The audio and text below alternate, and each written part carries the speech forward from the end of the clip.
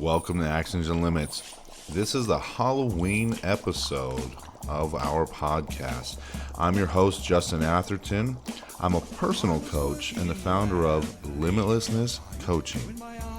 With me, as always, is Paul Fortune. Paul is a business coach and the founder of A Call to Action. And together, we make Actions and Limits. It was a graveyard smash. It caught on in a flash. He did the monster mash. From my laboratory in the castle east to the master bedroom where the vampires feast. The ghouls. Welcome to the show, the podcast where we talk about the actions we can take and the limits we create. How's it going, Paul? Halloween's coming up. I'm feeling spooky. I'm feeling spooky, baby. I'm ready. You got a costume? Have you been to any parties, or have you got one coming up? I don't have any parties that I have attended, and it's been a slower Halloween. Very disappointing that I haven't gone to a party yet, but I have a costume ready for that last minute invite. And I know that you went to a party recently. I'd like to hear about it. Yeah, it was super fun. I was out there in California again, and I really didn't know very many people at all. This seems to be a theme on places I go. It's just I'm along for the ride and just out there having fun. So yeah, I dressed up. Definitely all adult party. Super good time. I actually went as a fireman, which putting out flames. Yeah, the good George Strait song. Yeah, no, it was, for anybody that knows me, it's kind of ironic, for me to be a fireman. I was kind of against it at first, but my girlfriend was like, no, it'll be good. Like, you'll be a fireman. She was dressed as a Dalmatian. So, it all worked out. Had a really good time. It was fun all the way around. The only part of my costume that didn't work very well was this crazy mustache. I was trying to wear. The glue didn't stay as well as I thought it would. Yeah, the old school. Yeah, just trying to be funny with it. Be a goofy fireman. I actually have another Halloween party coming up. I'm going to use the same costume, but it's with a group of police officers. So I'm really gonna ham it up. I might bring a pillow. Some barbecue tools, because that's all firemen do is sleep on duty or cook or work out. So, but it's all in good fun, but ham it up a little bit. Yeah, he doesn't really believe that. I mean, we respect firemen. That's all, like you said, all in good fun. We respect the fire departments. It's just a little fun little jab the police officers and the firemen have with each other, but they both respect each other. Yeah, it's just a good little back and forth. We give them, crap for sleeping on duty or barbecuing all day long, and they give us crap for whatever, eating donuts or having all the fun. I don't know what they give us crap for, but I know they do. But it's all in good fun. But that's kind of the idea of the costume, is being ironic with it and just having fun. So, but I'm curious, like, what's your costume you have in the bag there, ready to go? All right, I'm gonna do a line, and I think you'll get it from this line that I'm gonna do. Okay. That's right, Iceman. I am dangerous. Okay, Top Gun. All right, I like it. I know it's one of your favorite movies. So you got the shades. The bomber jacket. This one, it has the flight jacket. I have the flight jacket going on. Flight suit. Flight suit. Okay. I got the flight suit with the sunglasses. Okay. So I'm ready for action. Sweet. So to speak. Danger zone. Yeah. Danger zone, right? Yeah, I made it to the danger zone. I like it. I have to be honest with you, Justin. I had never been that big on Halloween. And if I have to be honest with you, and the reason why I haven't been that big on Halloween is I'm pretty yellow belly when it comes to this scary stuff. I don't like to put myself in those scary situations. I live by myself, so like, I hear a creaking and a crawling. I'm like, what's that? And it's like, I'm thinking about the movie I just watched. So, obviously it's all in my head, but you know what? I'm putting this stuff in my head, and it's so, but slowly but surely, I've come around to it. I love going to the Halloween parties. I love dressing up. A lot of people are very creative in their costumes, so I love going to those Halloween parties. And I know a lot of people who enjoy, Halloween. So, I'm not, by all means, not a bah humbug. And if somebody were to come to my door, I do give candy.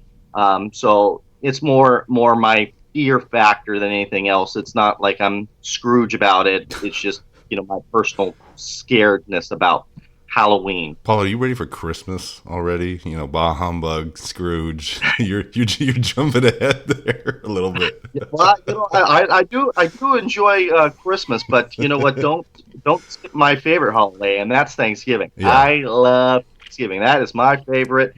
We all get together. We all eat. No presents. We just eat and enjoy each other's company. On a Thursday, I love Thanksgiving. I think you and I we can agree on that one. But back to the movies and the Halloween theme of this week. But so do you like watching scary movies?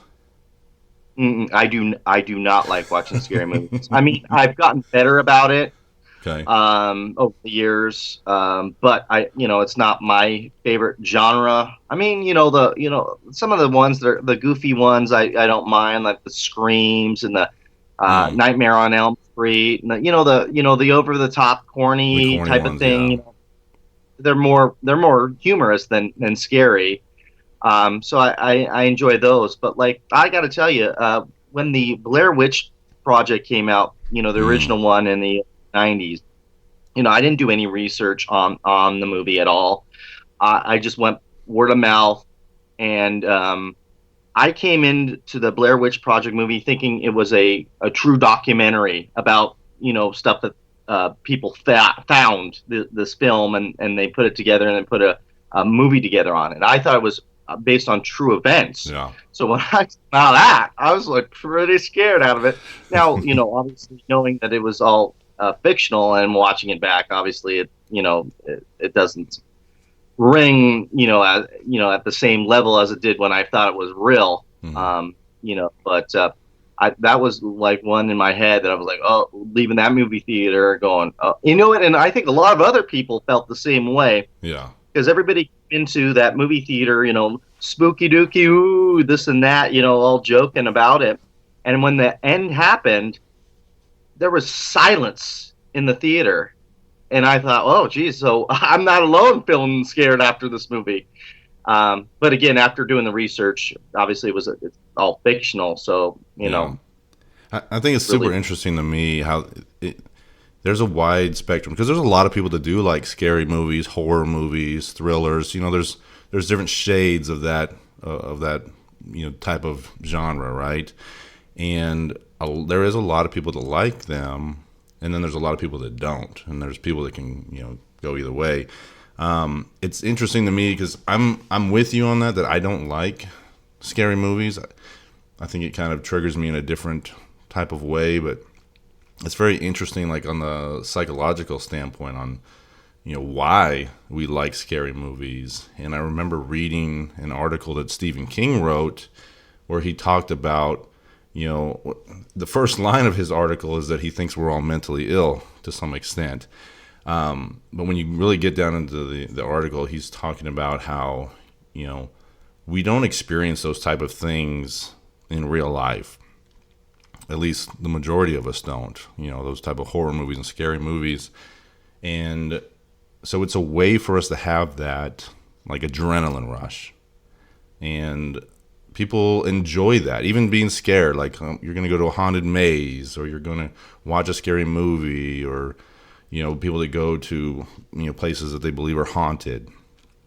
It's that adrenaline rush that you get from being in that scenario or sitting and watching that movie, and then even the residual effects from it. Like you said, after you watch that scary movie and you go home and you hear a creak in your house and you're like, oh crap, what was that? Now you're looking over your shoulder. It's that residual thoughts, and you're having that idea of reliving what was in that movie. And people like that type of adrenaline rush. It's why we go on roller coasters. It's why people skydive. It's why people do risky things. And I can't. For me, it's really that, because it kicks in that fight or flight response. And when I'm sitting there watching a scary movie and I get startled by what's going on screen, I've trained out of me the flight aspect of the fight or flight response. And so if I'm sitting there watching a scary movie and it's there, people are jumping out, and the gore is a whole different aspect, like, of horror movies. But like when it's something that they pop out to scare you, that triggers in me the fight response. So I'm sitting there watching a movie, and now all of a sudden I'm sitting there and I'm ready to defend myself and the people that I'm with. And to me, that's not enjoyable, to sit there watching a movie ready to fight, ready to defend, myself if I had to. So for me, that's why it's not entertaining, but Okay, let me ask you a question. Let's take you back before you had this training. Let's take you back to when you were a child. Maybe 8 to, I don't know, 14. yeah. Take me to that time period, and what was the scariest movie that you remember during that time period? I think the original It. I think that was probably like one of the first scary movies I saw. And now I'm remembering it being on television, not at the movie theater, of course. And so obviously it was edited, and maybe I didn't see the whole thing through. I couldn't tell you the first like unedited scary movie I saw. But It is the one I remember seeing, because it would come on television a lot in October, near Halloween. And that'd probably be the one. And then how did you feel? Do you remember how you felt after watching that film, like when you're laying in bed? That's a tough, it's a long time ago, But I can't really recall how it made me feel. I never really have a strong memory of thinking like, oh, this movie just scared the crap out of me, or made me like think like, oh no, what's going on? But I'm sure it happened. I'm sure I was like thinking, oh, the next clown I see is gonna attack me, or can't go near the gutter, because you never know what'll happen in the drainage ditch. Did you see the newer one that came out a couple years ago? I haven't. I haven't. Okay. I haven't watched a scary movie in years. Okay. Because they came out with another one, Chapter 2. Chapter 2. I think it's out in theaters now. So it was like a remake, and then a sequel to the remake? Yeah, well, I believe there's a few editions on the Stephen King book on the It novel. So I don't think it was just one book on it. So I think that's why they're doing more episodes on it, or more movies on it. Well, it is super interesting to me, just thinking about the psychology behind it, and really why people like it. There's a theory about why we like seeing horror movies and that gore is because it's something you don't see on a regular basis, and whether it's that desire to see something gruesome, why people drive by accidents on the freeway and staring and trying to see, oh, is there a dead body somewhere? Is there someone hurt? There's this weird underlying curiosity that we have to see something bad, and it's interesting to me. I don't like that aspect. But it's there, and we can't deny that. Well, studying on Alfred Hitchcock, he was scared of his own thoughts about it. And that's what made it so scary to him, that he would come up with these ideas, and he would be just as scared as the viewer on it. But he knew that he had he had it in him to to thrill and scare the audience. He knew, with effects and what have you, to bring it out. But I thought it was interesting that he himself didn't really like scary movies. He was just good at it, and Hmm. he would be scared at the thoughts he would have about developing the movies. So, um, you know, I thought That's that, that's a yeah, super interesting fact, and think yeah, about that. These writers that do write these horror movies and scary movies. If you can scare yourself with what you're writing yeah, down on paper, you know it's good. Like yeah, you're like, holy absolutely, crap. But then maybe it's less about scaring yourself and just kind of being unnerved. Like, where did this come from? Like, where did I come up with this gruesome idea for this scene? Like, it's not something someone's seen before. Maybe you have. But most of the time, I don't think people have seen these type of acts. But just really, I can see how that would be disturbing if you're the one creating this, and you're like, man, like especially if you're self-aware about that and be like, where is this idea coming from? Where is this picture of this gruesome act? Where is that deriving itself from? And I can see how that could be a little unnerving. absolutely. I saw Psycho. I mean, it really didn't, scare me. It was more of a thriller, suspense. The scenes that he did in the shower. I mean, that now is just a masterpiece, a film masterpiece. Like, directors copy that now when they do thriller movies, just because it's just that suspense. Something's happening. It's going to happen, and then you just don't know when it's going to happen. And Alfred Hitchcock was a master at bringing that emotion out at you, knowing it's going to happen, but you just didn't know when, and it still scared you because you just didn't know the moment that was going to happen. So, Yeah. um, one of the best at it. You got Rob Zombie. He's more on the gruesome side of it. But now you look at these horror films like the Wes Craven Scream, and it's a lot of copycats of the movies in the 70s and 80s, because I feel like in the 70s and 80s, I think that they really hammered that genre of the horror films. I think there was a lot of you know people who enjoy horror films. A lot of people talk about films that came out in the 70s and 80s, like The Shining, and what was the movie where the kid's head was spinning? They people today this day say they're still scared of that movie. Was that The Exorcist? Uh, Exorcist, Yeah. yeah, yeah. That was I believe that was in the 70s, Yeah. and you had the 80s with a little bit more of the, like I said, a little bit more of the gore and over the top with the Friday the 13th, Hmm. and or the Jason movies. Was that part of the Friday the 13th, Yeah. or that here on Elm Street, I guess, was the Freddy Krueger, and the Friday the 13th, that was probably Jason. I can't remember. I mean, I saw a few of them, but What I was don't know which. Michael Moore, right? Was the with the ski Michael Myers. mask on in Friday the 13th with Yeah. I forget the actress's name. She's a famous actress. But Uh, Curtis. yeah, Jamie Lee Was it? Curtis. Yeah, she started off. Yeah, that was all the Friday the 13th.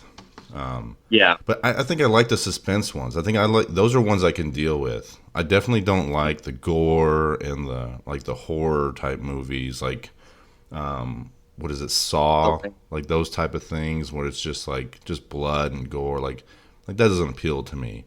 But if it's Yeah. suspense or like a thriller, actually, one I thought was very interesting. Did you see the Quiet Place? I didn't see The Quiet Place, but I know the premise. It was very interesting. I mean, there was very little dialogue in that whole movie, and so I give them props for the acting that they had to do. But that was a Hence, complete. Say it again. hence The Quiet Place. Hence the Quiet Place. Yeah, but the majority of the movie there's no dialogue. It's all acting, and they're whispering to each other and doing hand motions with the family. But it was a super suspenseful movie, and you didn't get to see what the monsters or whatever looked like until the very end. So I thought that was a very well done movie and very interesting. And again, it wasn't all the blood and gore; it was more the suspense, and especially when the actors spend the whole movie whispering or just not talking. You're waiting for any moment for something to happen, and so it really kept you on the edge of your seat. And so those are the type of movies that I would enjoy along that lines of the suspense or that thriller type movie. So Yeah, again, that goes back to the Alfred Hitchcock method. sure. You know something's going to happen, you just don't know when, and it's keeping you on the edge of your seat. So yeah, I agree with you. Those are the type of movies that I'm more interested in seeing. Yeah. Those suspense type films than the actual The Ring or Pet Cemetery or all that stuff. And they're not bad movies. Not I mean I'm sure they're great movies. It's just again, me being a little yellow belly, maybe I should, as an experiment, maybe I should, watch a couple of them. That definitely. We talk about being uncomfortable. That would definitely put me on my uncomfortable list. Watching The Ring or Pet Cemetery or all those, those scary movies. But maybe that's something I should think about doing. Yeah, just kind of expanding what we watch, what we listen to, right? And just seeing the different genres and how we can expand the things we expose ourselves to, get like we talked about, that being uncomfortable, right? Try different things, push your limits and see what you're okay exposing yourself to. So it's never a bad thing to do that. So Absolutely. And I kind of want to change gears, but still with the Halloween theme. But I wanted to talk about, a lot of companies have Halloween parties, and I wanted to kind of brush on, how you should. I mean, you do what you want to do, but I just keeping it more of a, professional matter when you go out to these Halloween parties here with coworkers that that keep in mind when you go on these Halloween parties and you let loose a little bit, keep in mind money will happen. And you don't want to put yourself in a situation that you did on a Saturday that you're going to regret on Monday facing these people.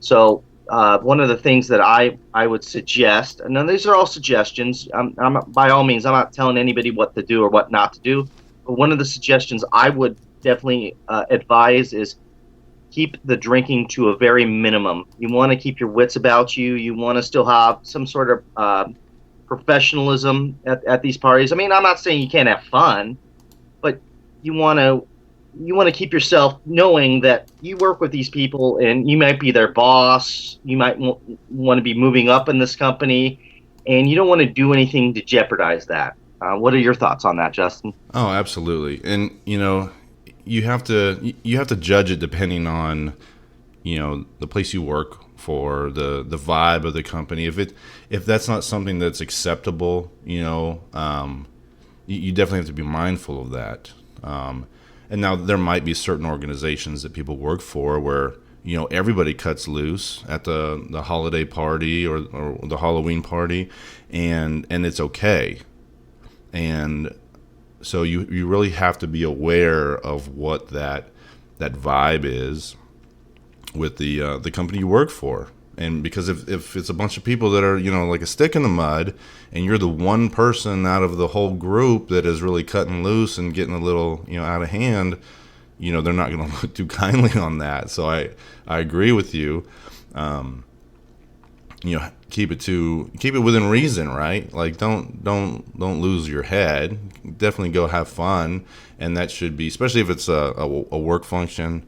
That it's the point to go, mingle with your coworkers, maybe people you don't talk to on a regular basis, and be able to kind of cut loose a little bit, but not to completely lose yourself and end up passing out on the bathroom floor or something.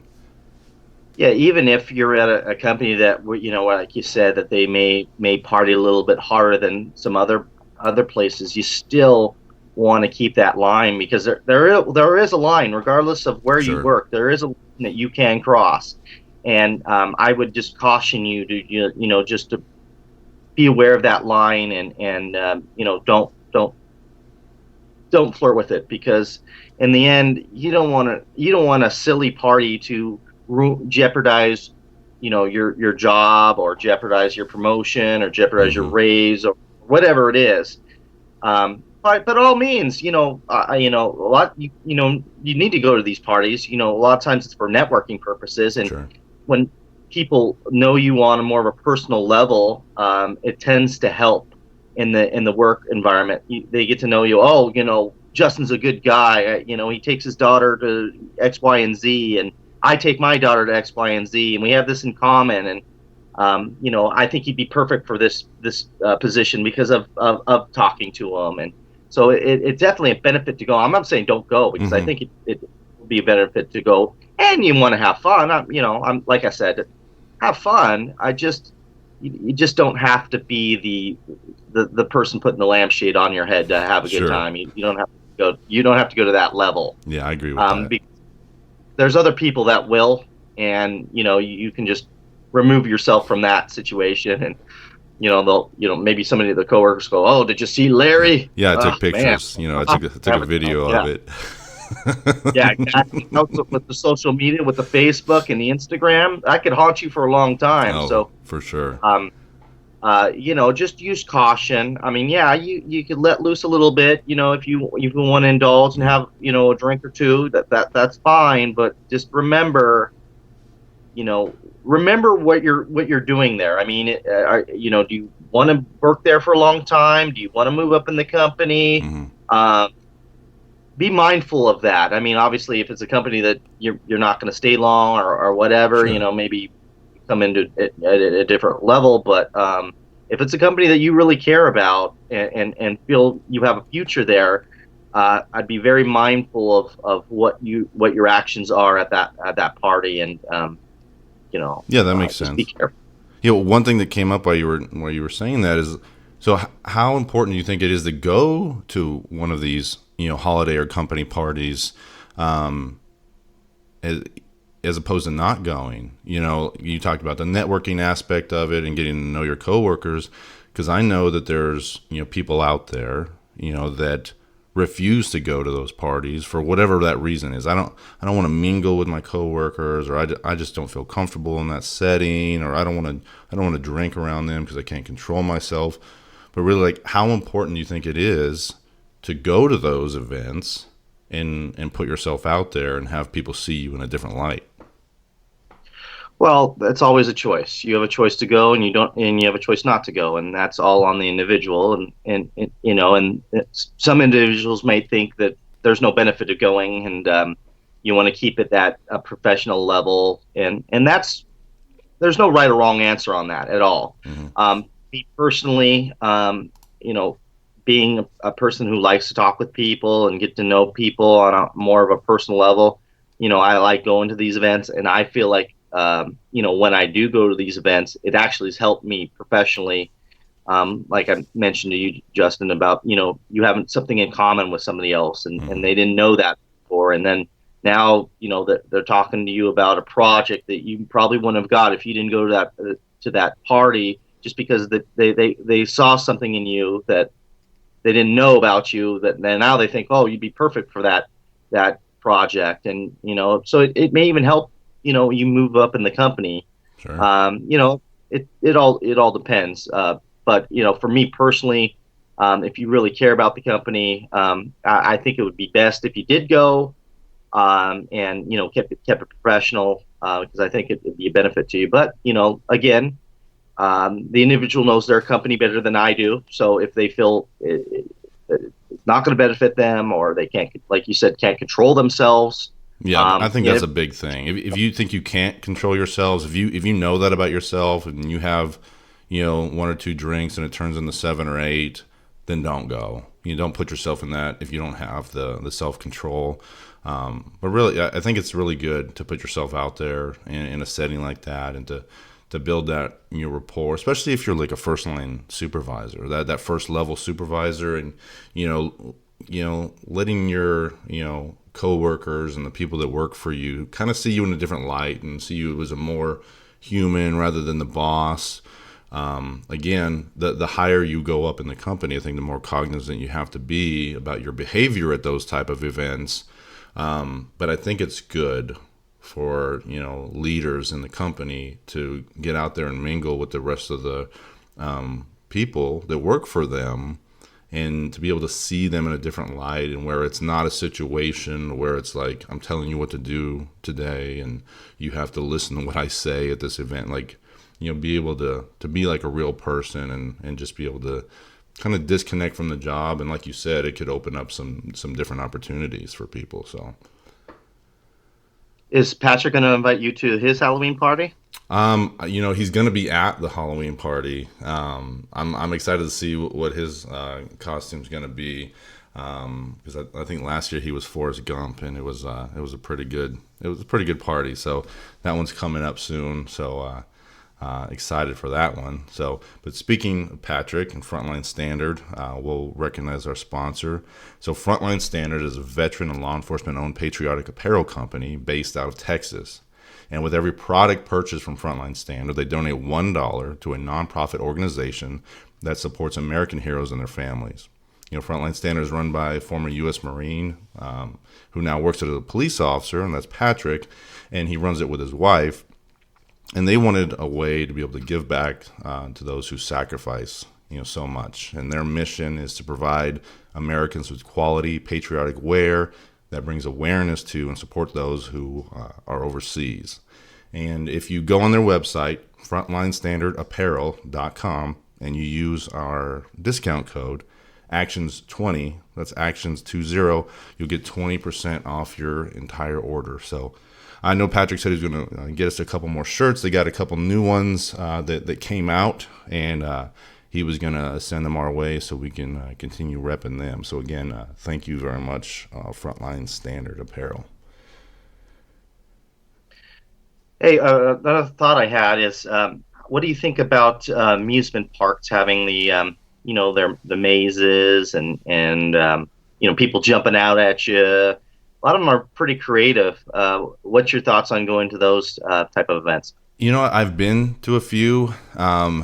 Again, it's along the lines for me for like a scary movie. Obviously, it's more real because you actually have people jumping out, and I know I've been to a couple out there in California where they jump out with chainsaws and they're riding around on rollerblades and skidding around on the ground, and so it's definitely interesting. I think it makes it more real. It's like a real life scary movie, right? Those mazes when people are jumping out and things are trying to scare you. It's along those same lines. I don't enjoy them that much. If I went with a group of people, normally I'm the person they're hanging on to my arms and like trying to get behind me. It's like, oh, let's get behind the big guy, because he'll protect us. Say it again. Men and women? Yeah, men and women. They're like, we'll get behind Justin. He'll protect us. But in my head, I'm like, it does. It gets my adrenaline going. I mean, they do a good job, these actors. But again, for me, it's not entertaining because I have to like hold myself back from actually defending. Like I have to tell myself over and over, hey, this isn't real. This person isn't trying to hurt me and the people that I'm with. So I have to calm myself down so I don't end up, hitting somebody in the face, that would not be fun for anybody, if that ended up happening in one of those events. And I'm sure we've all seen videos like that where people are trying to scare someone and the reaction is, they pop out of a box and they get punched in the face, because that's a natural reaction. It's that fight or flight response that goes on, and some of us respond to it differently. So, but they make a lot of money. Yeah, absolutely. I've gone to plenty of mazes myself, and I always find myself excited to go to them. But then when I get there, I'm not as excited. Obviously, people jumping out, you getting scared and this and that. But more so, I mean, I feel like, especially with the mazes and stuff, I feel like, a lot more teenagers go, which is great. Take a date there, and it's more of a fun thing because obviously, these are events that you don't have to be 21 or over to go to. So you see a lot more teenagers, this and that, and they're expressing themselves and this and that. I'm a little bit obviously in my 30s, past being a teenager, so a lot of the times it's like I'm not at the same level as these teenagers are. Sure. So it I don't want to say it takes away from my entertainment, because they're just having fun and enjoying themselves. And when I was that age, I was doing the same thing.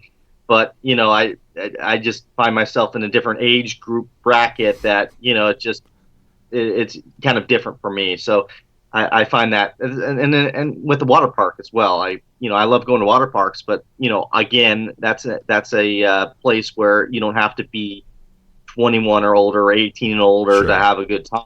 So you see more of the teenagers there, and they're expressing themselves. They're young people trying to find their way. Mm-hmm. So they do funnier things or strange things just because they're experimenting with themselves and doing things. And sometimes I can again, that can be a little annoying for somebody a little bit older. Yeah. So but I'm mindful of that, and I know what they're doing, and it's not bad. It's just obviously I'm just in a different age bracket than them and past Sure. that stage in my life. So a lot of that comes to that back to the maze thing. There's those are the demographic that are going to these events, and so like I said, I'm not at that same level. So that kind of I don't. So going forward, I don't go to too many of them, knowing that that they're there, and they're having a great time, and I don't want to hinder them having a great time, and I don't want to be that old guy. Oh, you stop being so Sure. loud! I don't want to be that guy. So Well, I just try it's myself interesting in that because way. when we look back, and it's very common. We look back and think, oh, I was never like that. When I was a kid, I approached things differently, or I thought differently, and that's just not the case.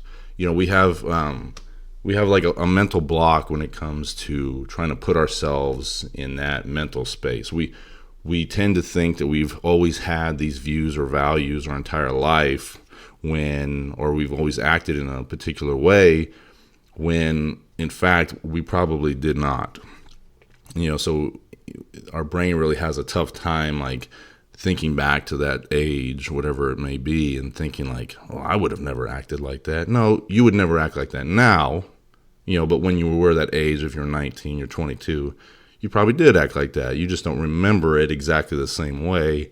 And, but it's an interesting thing, but at least you're mindful of it, and you're able to kind of like, okay, hey, let them do their thing and just laugh it off and just shrug it off. But yeah, it's definitely, I think the parties are more for adults nowadays. And then, all those theme parks and everything, that's for the teenagers, maybe early 20s, let them go out and experience, that real life adrenaline rush. And, but I think the parties have kind of turned more into the adult side of that. But yeah, it's a good, I like Halloween. I think I've appreciated it more, the older I've got, not all the scary movies and stuff, but going out to parties, being fun, being able to, socialize and see people's, interesting costumes. I think that's very interesting to me. So, but Yeah, I think we hit the nail on the head on Halloween. No pun intended there. yeah. Hey, so for Asphalt Anything, I saw this question a couple weeks ago, and I thought it was really going to fit into the theme for today. So I got a question for you, Paul, and this is from Carrie in New York, and she says, Paul, if you were a villain from a movie, which one would you be and why? That's a great question. I would want to be a villain who is, gets you with finances, like that just takes over the world with money, and I have the full control, and you have to come to me if you want to do X, Y, and Z. I think that's the type of villain I would be. I don't know. Do you have a villain in? Is that Dr. Evil from Austin Powers? I would like to be Dr. Evil. $1 billion. That sounds like what you were describing. Yeah. Okay. So yeah, Dr. Evil. I would like to be Dr. Evil. Billion. That's funny. That's funny. Yeah. That literally while you were describing that, like that's what was popping in my head. You're like, oh, you all the money, you have to come to me, like number two, Yeah. like yeah. Yeah. Who does number 2 work for? I can totally see that, Paul. That's Dr. Evil. Exactly. I hope you guys were scared out of your mind with this episode here. We had fun doing it. Like to be a little bit light every now and again. I know our main objective is motivation and improving everybody and improving ourselves. But every now and again we want to have an episode that we can be a little bit more lighthearted and such. And I feel like this was the episode. So for Justin Atherton, this is Paul Fortune. See you next week. All right, see you next week. Have a happy Halloween. Thank you for listening to the show. Remember to leave a comment and tell us what you thought about today's episode. Follow us on your favorite podcast platforms. We're on Apple, iTunes, Google Play, Stitcher, Spotify, TuneIn, and featured on Podbean. Follow us on Instagram at Actions and Limits and stay updated on all the upcoming content. If you have any outrageous questions for our section Ask Paul Anything, submit them to actionsandlimits@gmail.com and your question could be featured on the show.